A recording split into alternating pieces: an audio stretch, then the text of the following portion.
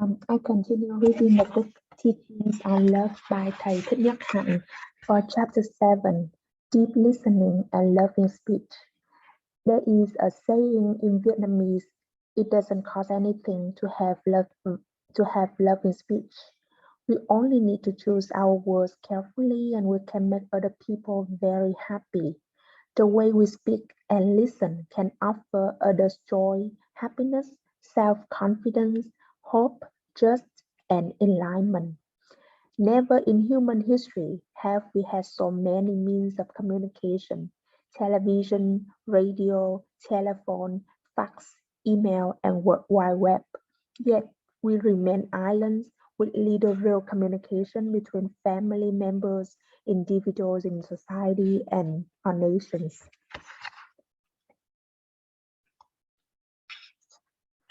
Suppose your partner says something unkind to you and you feel hurt. If you reply right away, you risk making the situation worse. The best practice is to breathe in and out to calm yourself. And when you are calm enough, say, "Darling, what you just said hurt me. I would like to look deeply into it, and I would like you to look deeply into it also." Then you can make an appointment for Friday evening to look at it together.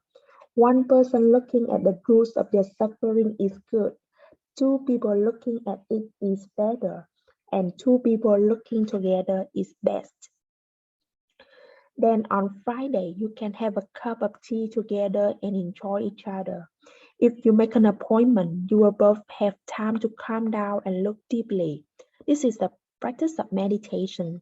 Meditation is to calm ourselves and to look deeply into the nature of our suffering. While you are doing housework, you notice that the other person is not sharing in the work and you begin to feel uneasy.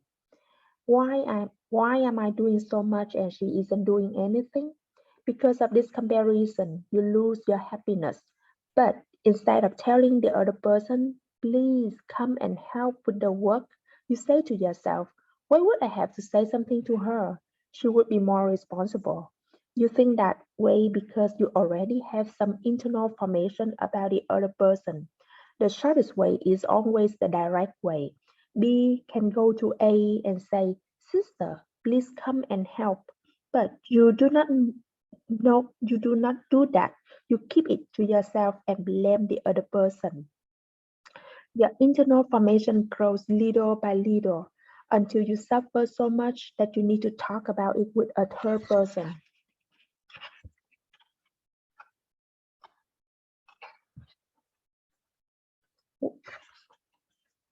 You are looking for sympathy in order to share the suffering. So instead of talking directly to A, you talk to C.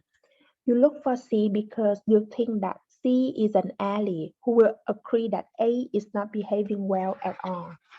If you are C, what should you do? If you already have some internal formations concerning A, you will probably be glad to hear that someone else feels the same way. A may be very nice. She would be capable of responding direct to B if B could express her feelings to her. But A does not know about B's resentment.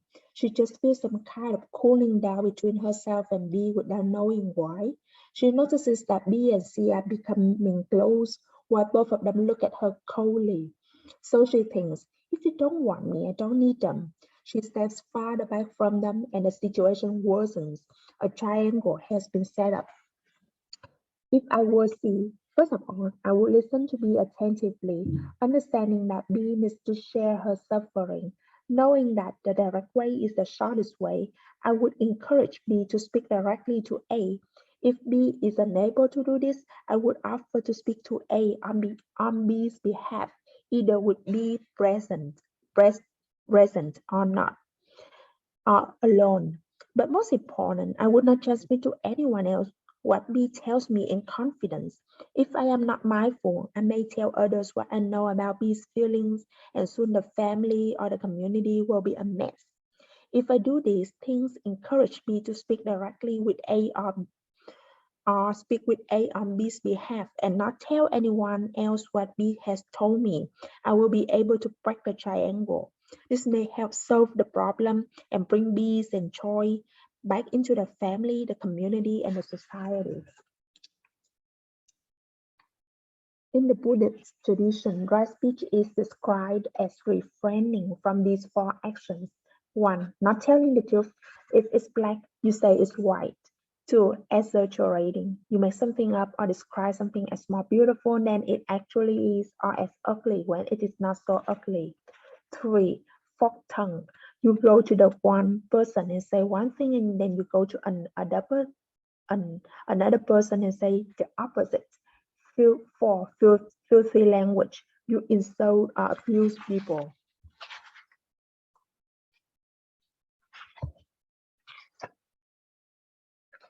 We are a part of our stream of life, and when we offer a stick of incense like that, we know we are in touch with our ancestors.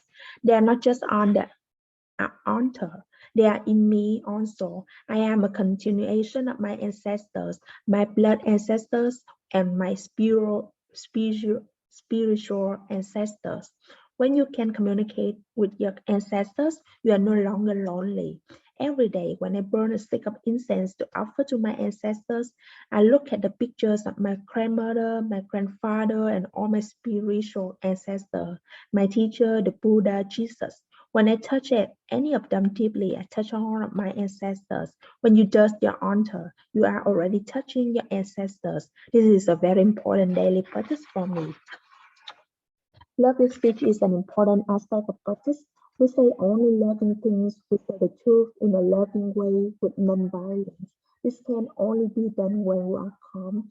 When we are irritated, we may say some things that are destructive. So when we feel irritated, we should refrain from saying anything. We can just breathe. If we need to, we can practice walking meditation in the fresh air, looking at the trees, the clouds, and the river. Once we have returned to our calmness, our serenity, we are capable again of using the language of loving kindness. If, while we are speaking, the feeling of irritation comes up again, we can stop and breathe. This is the practice of mindfulness. The practice is to listen very deeply to every kind of sound, including the sound of pain from within and from without. Listening to the bell, the wind, the water, the insects, and all living beings is part of our practice. When we know how to listen deeply and how to breathe deeply in mindfulness, everything becomes clear and deep. That's it.